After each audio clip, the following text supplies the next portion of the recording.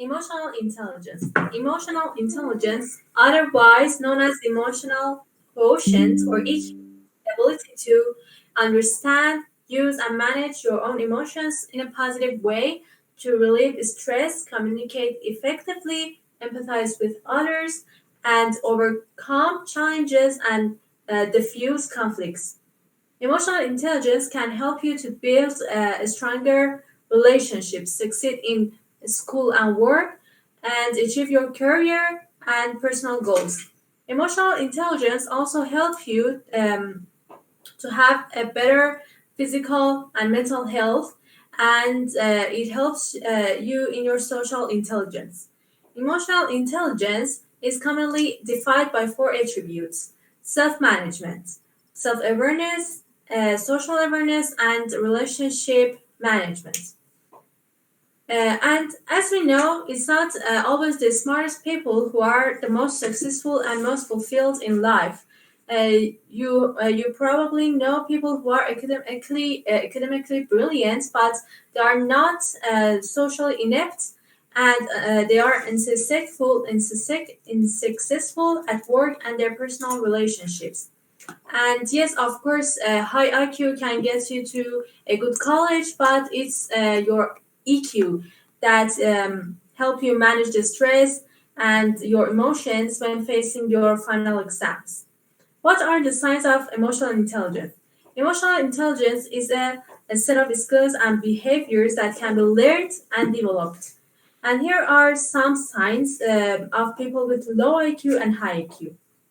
People with low IQ, they often feel misunderstood. They get upset easily, become overwhelmed by emotions, and have problems with being assertive.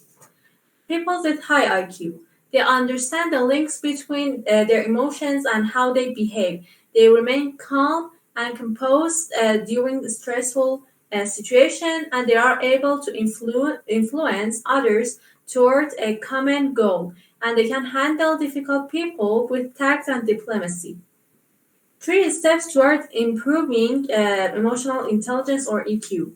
Developing emotional intelligence is an ongoing process. The journey differs from person to person. Nonetheless, according to Andrews University, there are these three actions can help you to have a better empathy and social skills. One, recognize your emotions and name them. For example, what emotions are you feeling right now? Can you name them? Or when you're in a stressful situation, what emotions typically arise, and what are your responses to those situations? And can you stop to pause and reconsider your responses? And taking a moment to name your emotions and feelings and temper your reactivity is a integral step toward emotional intelligence. Two, ask for feedback.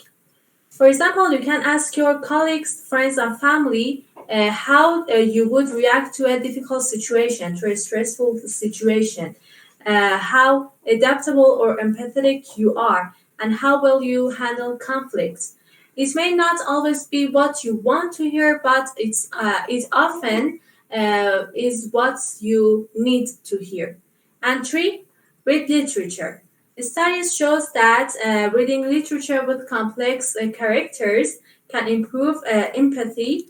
Reading stories from other people's perspective can help us gain insights into their thoughts, motivations, and actions, and it may help us enhance our social awareness.